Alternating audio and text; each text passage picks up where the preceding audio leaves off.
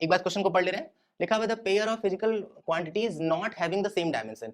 किसका किसका dimension same नहीं, उसको चुनना है। शुरुआत करते हैं। सबसे पहले टॉर्क की बात करें, टॉर्क का मैग्नीट्यूड क्या हो जाएगा, आर इंटू एफ। आर हो जाएगा एल, और फोर्स का क्या होता है, मास इंटू एक्सीलरेशन। तो क्या लिख लेंगे हम लोग यहाँ पे एम। एक्सीलरेशन का होता है मीटर पर सेकंड स्क्वायर, मीटर का एल, पर में सेकंड स्क्वायर है तो नीचे टी का 2, ऊपर जाएगा तो टी की पावर -2। ठीक है, मल्टीप्लाई कर लेंगे तो क्या आ जाएगा, एम एल स्क्वायर टी की पावर -2। ये हो गया टॉर्क का डायमेंशन। वर्क एनर्जी की बात करेंगे भाई, एनर्जी चाहे किसी भी तरह की एनर्जी हो, काइनेटिक एनर्जी हो, पोटेंशियल एनर्जी हो, सबका सेम रहेगा। और काइनेटिक एनर्जी हो, पोटेंशियल एनर्जी, उसका वर्क जैसा होता है और वर्क का टॉर्क जैसा होता है, बिल्कुल सेम बात है, पता होना चाहिए। लेकिन ठीक है, फिर भी हम लोग एक बार काइनेटिक एनर्जी का निकाल रहे हैं। 1/2 नंबर का कोई डायमेंशन होगा नहीं, मास का हो जाएगा एम, वेलोसिटी मीटर बाई में सेकंड है तो नीचे टी, ऊपर जाएगा तो टी की पावर -1।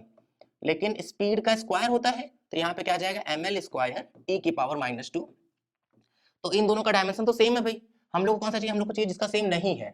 तो इन दोनों का सेम है, इसलिए ये ऑप्शन तो नहीं है। सरफेस टेंशन और इंपल्स की बात कर रहे हैं।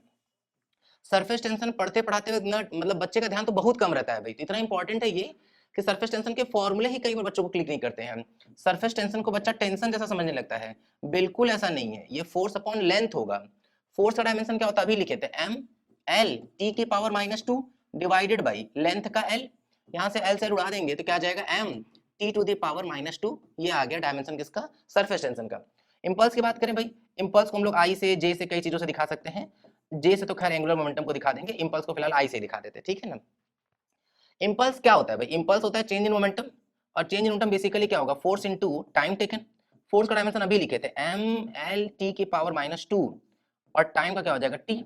मल्टीप्लाई करेंगे तो वैल्यू क्या आ जाएगा, M L T to the power -1। ये होगा इसका डायमेंशन। तो M L T to the power -1 और M T to the power -2, इन यही दोनों है जिनका डायमेंशन सेम नहीं है, और हम लोग को उसी को चुनना है जिसका डायमेंशन सेम नहीं है, तो यही सही है। सेकंड आ चुका है, लेकिन फिर भी हम लोग बाकियों का भी निकाल लेते ताकि पेपर में कुछ भी आ जाए सेपरेट अटेम्प्ट में, या कोई बच्चा फ्यूचर में देख रहा है तो उसके लिए भी बड़े काम की चीजें हो जाए। एंगुलर मोमेंटम की बात करते हैं, क्या होता है फॉर्मूला भाई, एम वी आर। एम का क्या हो जाएगा, एम एम का तो एम ही होगा ना, मास का तो एम ही हो जाएगा। वेलोसिटी का क्या हो जाएगा, L T to the power -1।